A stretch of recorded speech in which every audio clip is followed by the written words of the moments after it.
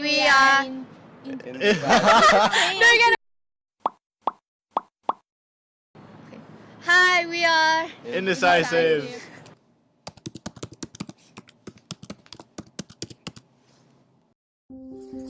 Agency theory. The agency theory is a supposition that explains the relationship between principals and agents in business. Agency theory is concerned with resolving problems that can exist in agency relationships due to underlying goals or different aversions of levels of risk. The most common agency relationship in finance occurs between shareholders, the principals, and the company executives, the agents. One example of an agency relationship is corporate managers making decisions on behalf of the shareholders, that is, the owners.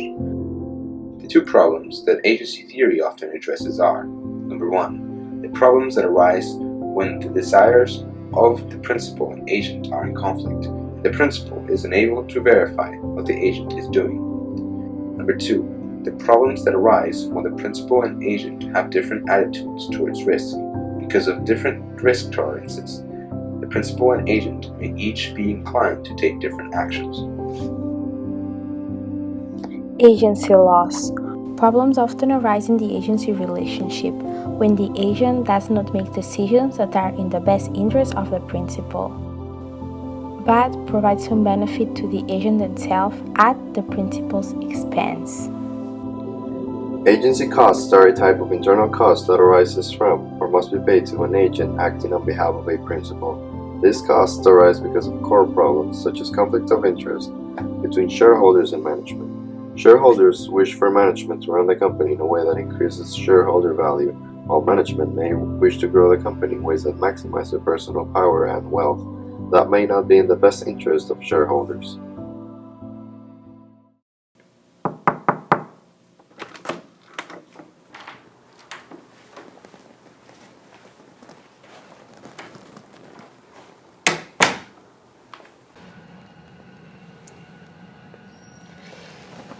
Gentlemen, please take a seat. I'd like to discuss with you something important. There's a plant in India which I believe we're in the best interest to close it, as we're losing money. Yeah. All right, let's call for a vote.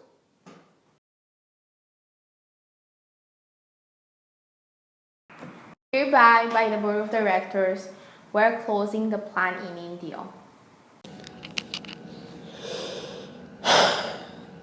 Okay, I'll inform the manager from India. Hello, Mr. Manager. I just wanted to call regarding the plant in India.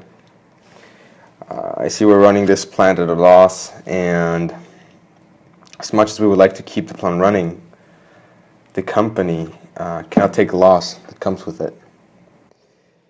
Unfortunately, the owners have asked to shut down the plant.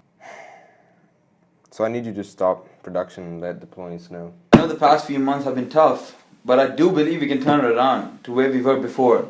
Closing down the plant doesn't make sense. Think of all the people that are going to be left without the jobs, and the reputation, how it's going to go down. Do you understand that? How about we not shut down the plant? What do you suggest doing? Unfortunately, the loss is taking a toll on the company, and we cannot keep running the plant. How about we put this on a trial period? And I'm pretty sure the profit's going to go up. I know it's a big company, but we can sure try something else. I know it's just one plant here, and I don't know if you care or not, but I do ask help. Hey Alfredo, I need to talk to you. I was talking to the marketer today, and he said that Rubik Cubes have dropped its market share this past year. So he looked into spinners, and they have actually earned a huge market share this past year. So we're going to change production, and we're going to start producing fidget spinners instead of Rubik's Cubes. Are you okay with that? Well, I mean, Rubik's Cubes are fine. We're doing just perfect selling those. It would be so much more to do work, and I mean, you're still going to get paid the same. I mean, but if you want to do that, I guess you have to do that, right? So I was at work today, and my boss, the CEO, says to me, he's like, yo, we're gonna stop making Rubik's Cubes, alright? And I'm like, we've been doing Rubik's Cubes for like the past 5 months, you know? Okay, yeah. Man, she wants to make fidget spinners. I don't get paid enough to make What? fidget spinners. No yeah. way. No, she did. Yeah, she did, bro. No way, bro. Oh my god. I don't want to do it, you know? I'm gonna get paid the same anyway, so. Sucks, bro. One way to manage this is to have rating agencies monitoring the managers and auditing the financial statements.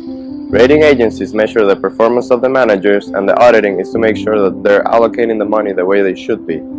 This allows for senior management to make sure that lower management is following the specifications that they had agreed with the board.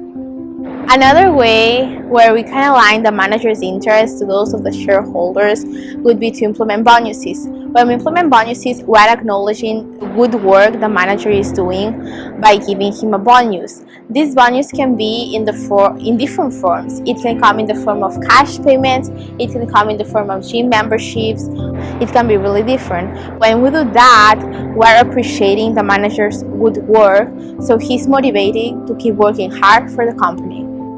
Another way to fix this principal agency problem is, in a startup, to give the founders or the employees, early employees, stock options or shares of the option pool. This allows them to have a vested interest in the company's future, as when this company's stock goes up, so as their stock options will. And that aligns the interest of the shareholders as well as the interest of the company.